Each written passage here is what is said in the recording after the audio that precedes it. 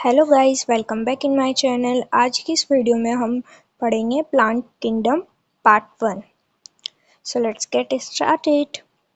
Whittaker classified living organisms under 5 kingdoms: Monera, Protista, Fungi, Plantae, and Animalia, based on various features such as complexity of cellular and body structure, mode of nutrition, etc. Whittaker ने living organism को 5 kingdom में classify किया था, यानी कि Whittaker ने living organism को 5 kingdom में बांटा था। एक है Monera, protista, fungi, Plantae and animalia. अब उसने ये जो क्लासिफिकेशन किया किस हिसाब से किया, तो उनके बॉडी के स्ट्रक्चर को देखकर, मोड ऑफ न्यूट्रिशन यानी कि वो फूड को कैसे लेते हैं ये देखकर, कॉम्प्लेक्सिटी ऑफ सेलुलर, इन सब चीज़ों को देखकर विटेकर ने 5 किंगडम का क्लासिफिकेशन दिया था। There have been various attempts to classify organisms. Aristotle classified plants 2000 years ago as herbs, shrubs and trees. तो बहुत सारे अटेम्प्ट्स, मतलब कि बहुत सारे साइंटिस्ट ने ट्राई करा ऑर्गेनिज्म को क्लासिफाई करने का। फिर एक साइंटिस्ट आते हैं जिनका नाम है एरिस्टोटले। इन्होंने प्लांट्स को किस किस में डिवाइड करा? हर्ब्स, श्रब्स एंड ट्रीज में।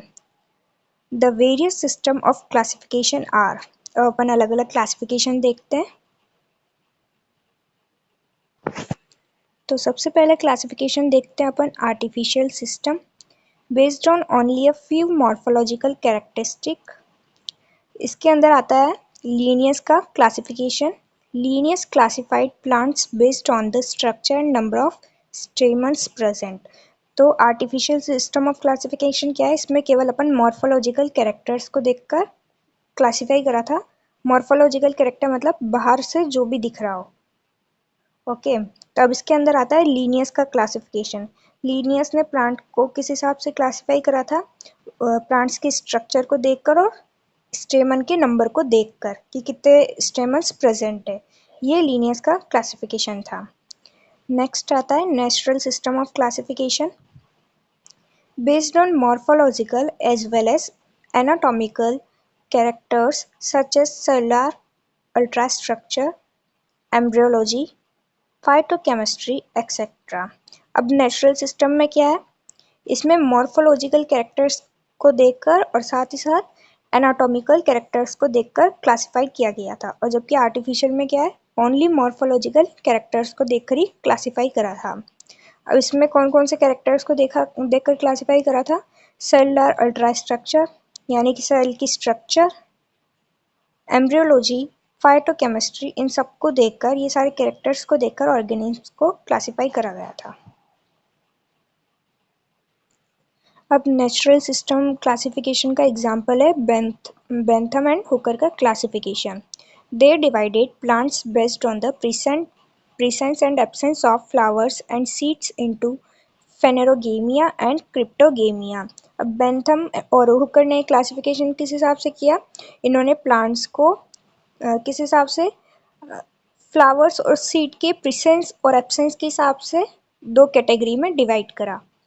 ठीक है, तो एक कैटेगरी को तो बोला इन्होंने फेनेरोगेमिया और दूसरी को बोला क्रिप्टोगेमिया। नेक्स्ट है phylogenetic classification system, based on evolutionary and genetic relationship of plants. अब इसका एग्जांपल कौन सा है? Whittaker, Engler and Prantl, Eichler etcetera. ये इन सब ने फाइलोजेनेटिक सिस्टम यानी मतलब इवोल्यूशनरी और जेनेटिक रिलेशनशिप प्लांट्स के वापस से समझाती हूँ। इन सब साइंटिस्टों ने जो प्लांट्स को क्लासिफाई करा था वो किस हिसाब से करा था? उनकी इवोल्यूशनरी और जेनेटिक रिलेशनशिप को देखकर प्लांट्स को क्लासिफाई करा था।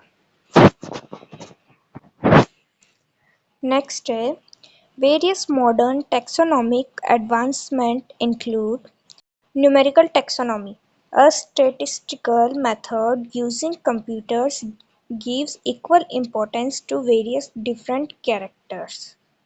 Cytotaxonomy based on cytological information such as chromosome, structure and number, etc. Chemotaxonomy based on chemical constituents.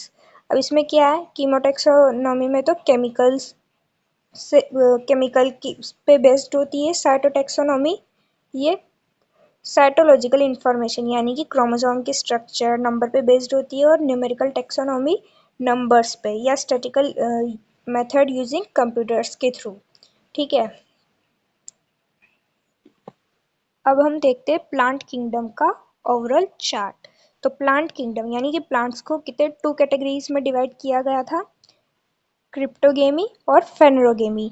क्रिप्टोगेमी क्या होती है, जिसमें फ्लावर्स नहीं होते, सीड भी नहीं होते, यानी कि non flowering non seed bearing plants होते हैं। और फेनरोगेमी जिनमें फ्लावर्स होते हैं और सीड होते हैं, यानी flowering and seed bearing plants होते हैं। अब क्रिप्टोगेमी को किस में डिवाइड कर रखा है, Thallophyta, bryophyta and pteridophyta. Thallophyta क्या होता है, plant body is not well differentiate into root, stem and leaf। plant body अपन मतलब प्लांट में डिफरेंशिएट नहीं कर सकते कि कौन सा इसका रूट वाला पार्ट है, स्टेम वाला पार्ट है और लीफ वाला पार्ट है। फिर आता है bryophyta. Bryophyta vascular tissues are absent, root like stem like and leaf like structure is present. अब ब्रायोफाइटा में क्या होता है, वेस्कुलर टिश्यूज यानी कि जाइलम और फ्लोएम तो एब्सेंट होते हैं। अब रूट लाइक, स्टेम लाइक और लीफ लाइक स्ट्रक्चर प्रेजेंट होते हैं, मतलब कि स्ट्रक्चर प्रेजेंट होते हैं पूरा, मतलब जैसे रूट है, अपन उसको नहीं कह सकते कि हाँ ये रूट है, ओनली उसका थोड़ा बहुत अपन हाँ कि इसका रूट है, इसका थोड़ा स्टेम है, ऐसे क्लासीफाई कर सकते हैं। फिर pteridophyta, vascular tissues are present in plant body. तो वेस्कुलर टिश्यूज क्या होते हैं, इसमें प्रेजेंट होते हैं, जबकि ब्रायोफाइटा में वेस्कुलर टिश्यूज एब्सेंट होते हैं। Plant body is differentiated into root, stem and leaf. अब इसमें अपन क्या कर सकते हैं, क्लियरली डिफाइन कर सकते हैं कि हाँ ये इसका रूट वाला पार्ट है, ये स्टेम वाला पार्ट है और ये लीफ वाला पार्ट है। Plants did not produce seed. अब टेरिडोफाइटा के प्लांट्स क्या करते हैं, सीड प्रोड्यूस नहीं करते। फिर अपना फेनेरोगेमी, इसको अपन 2 पार्ट में डिवाइड करते हैं, जिम्नोस्पर्म्स और एंजियोस्पर्म्स। जिम्नोस्पर्म्स क्या होते हैं, जिनमें